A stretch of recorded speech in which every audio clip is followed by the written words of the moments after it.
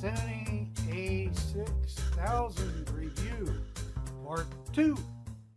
I spent a lot of time trying to get this audio right.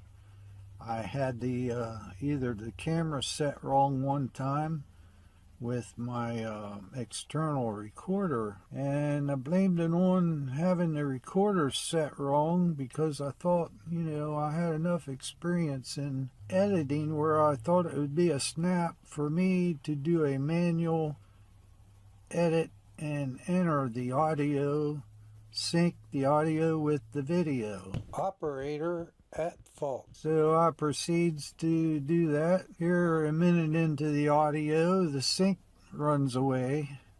It no longer synced.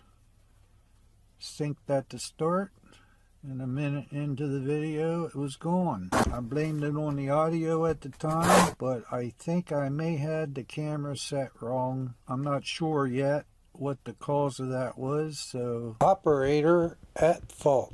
I got the mic for the camera now, which I did not want to go that way, but thought possibly it was the audio, and maybe it was my settings on the camera, but that possibly could have been the reason why the audio ran off like it did.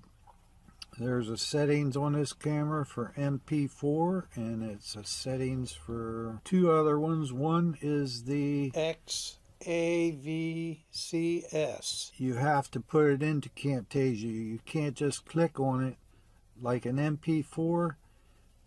You can click on that and play it on your computer without putting it into the editing program.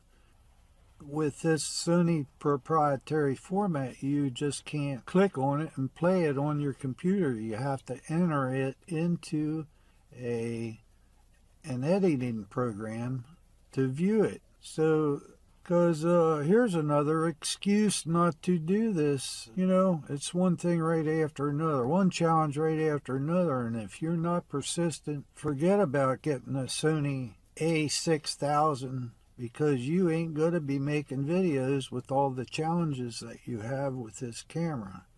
Just go out and get yourself a camcorder. I was better off using the ZI-8 that I was using before. I made oodles of videos with that, never had no trouble with it. I just thought I was going to upgrade and go with this Sony a6000 because all the gurus said how good it was, you know.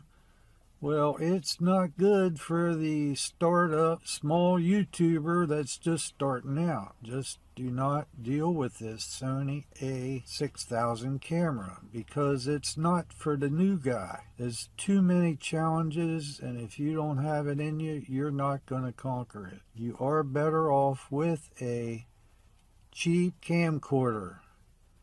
Best yet, use your cell phone. That's best yet. And I'm sure you do have a cell phone. If you're into this stuff, you do have a cell phone.